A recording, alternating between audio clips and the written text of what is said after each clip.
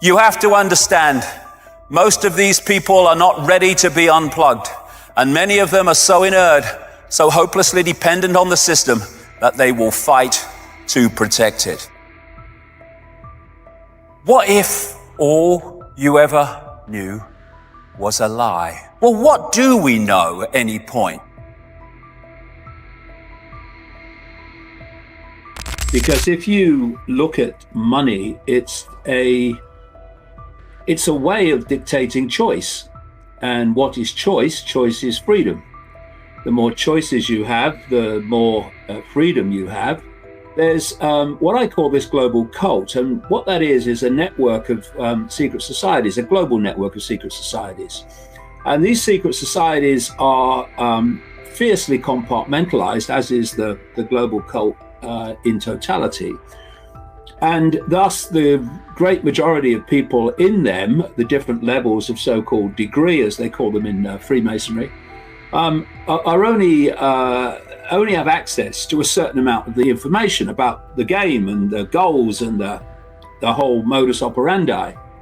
But you have a few at the top of these secret societies who, or the inner core, whichever symbolism you like, and they do know the game, or at least major levels of the game. And they are basically connecting into a single web. So how it works is you've got the spider at the center of the web. There's the people you never see. And then immediately around the web, if you imagine a spider's web around the planet, and each strand in the web is a secret society, a semi-secret group, or a government agency, a bank, a BlackRock, whatever. And so the strands immediately around the spider, seriously in the hidden, they are the most exclusive secret societies. Many of them don't even have names, so it makes them harder to track. And as you come out from the spider, where it's all coming from, where the global agenda is coming from, you meet the secret societies. We do know the Freemasons, the inner core. I mean, the Knights of Malta, the Knights Templar, the Opus Dei, and the inner core of the Jesuit order, Skull and Bone Society in America, and stuff like that. As you reach a certain point coming out of the spider in the web, you meet what I call the cusp organizations. That's the cusp.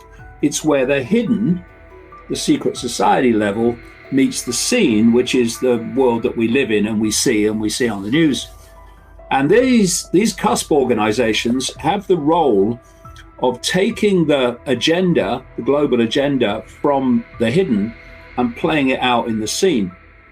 And it's at this point that you find the World Economic Forum, the Bilderberg Group, the Council on Foreign Relations, the Trilateral Commission.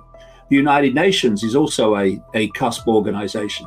And also, and there's another one called the Club of Rome that was started in 1968, that is specific and was from the start specifically designed to exploit concerns about the environment to justify centralized dystopia. And that's in a massive way where the whole global warming hoax and climate change hoax came from.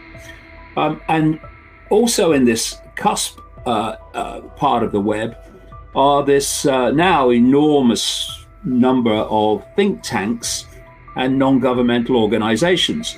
And once again, these organizations, these cusp organizations, are compartmentalized fiercely. And you only know what you need to know to make your contribution. So most of them also are in the dark about the big picture. And then you come out into the arena, the world that we live in, that we see, and it looks like you've got Silicon Valley and the World Health Organization and the pharmaceutical cartel and the banks and the BlackRock's and the governments and the government agencies. And on one level, that's how it works, because most of the people who work for those organizations believe they're in and of themselves. But if you go deep enough into them, they're in a core, they attach to this web. And at that point, these organizations are all the same organization.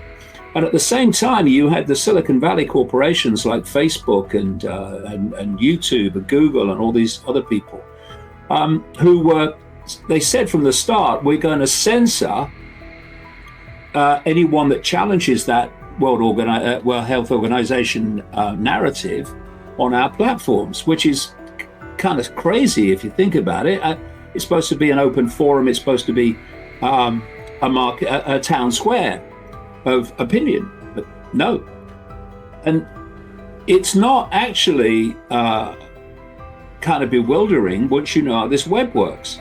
Because what was happening is the Silicon Valley corporations were defending the World Health Organization, both of them web operations, from being exposed for telling us lies, basically.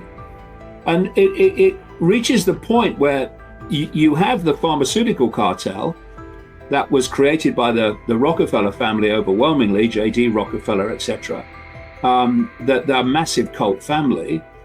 And you have the government regulatory agencies that's supposed to protect the public from big pharma. And why? Because the regulatory agencies are controlled by the web.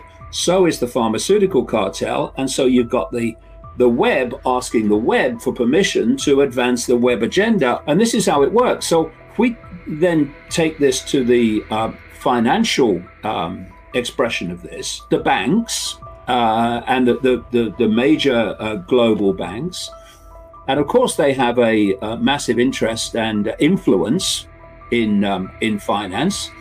But then you have these multi-trillion-dollar investment operations like BlackRock and Vanguard and State Street and Fidelity Investments and all of those people. And they are investing in companies, major companies all over the world. And therefore, they have massive influence on those companies. So it's the banks or it's BlackRock, it's both, because they're both representing this web ultimately at their inner core.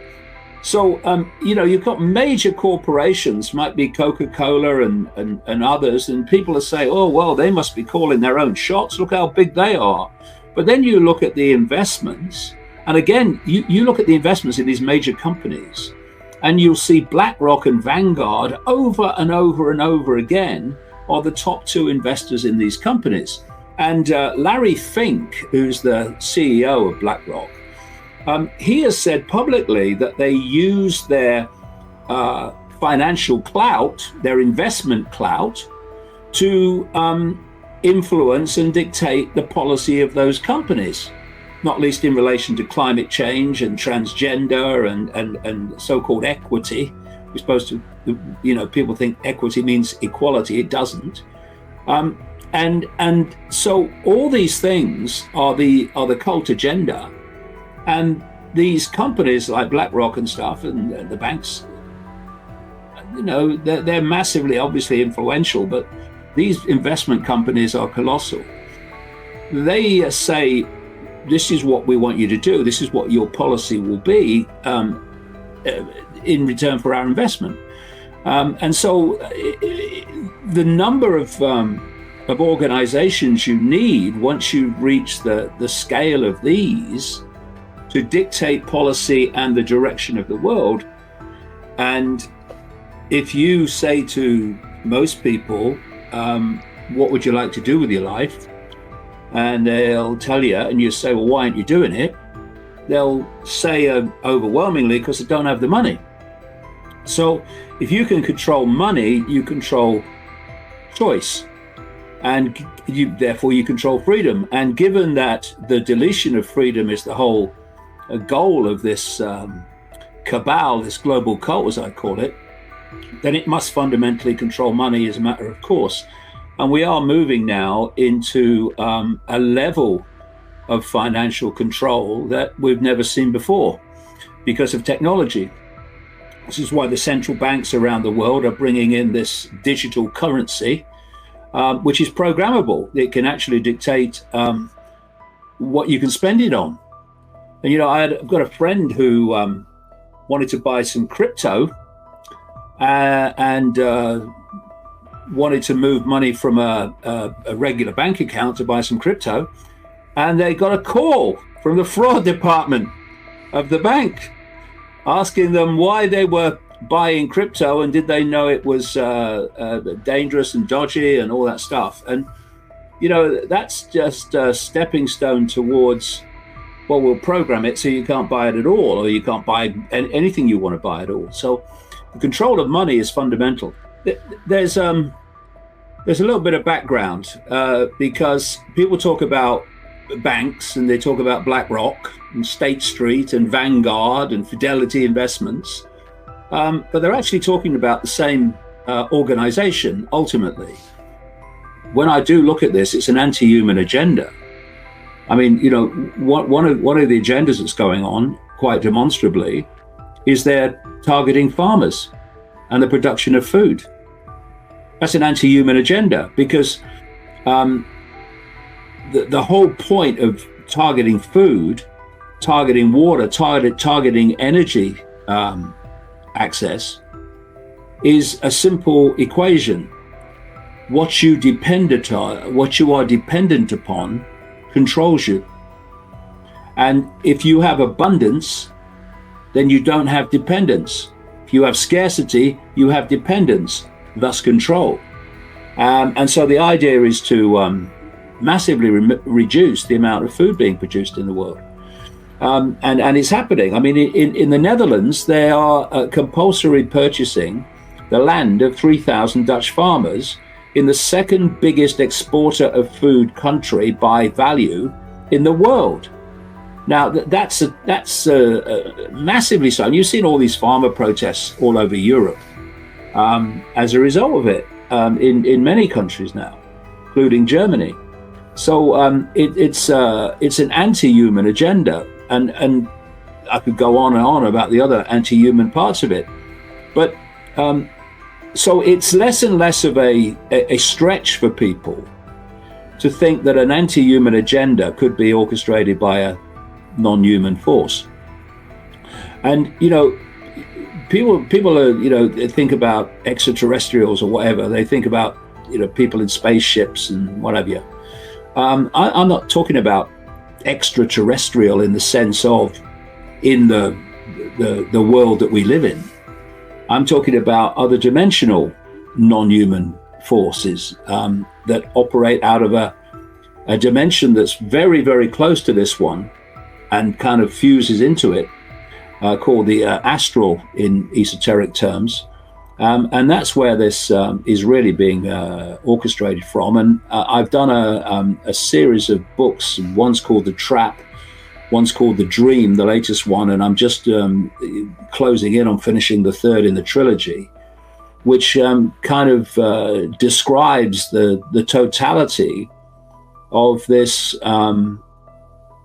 manipulation of humanity. And it starts with the cult operating in our reality, which is just a band of frequency and ridiculously small, goes into this astral dimension with a non-human force, with all the detail, not pulling out the ether, and also about how the fact that this very reality that we're experiencing is a simulation.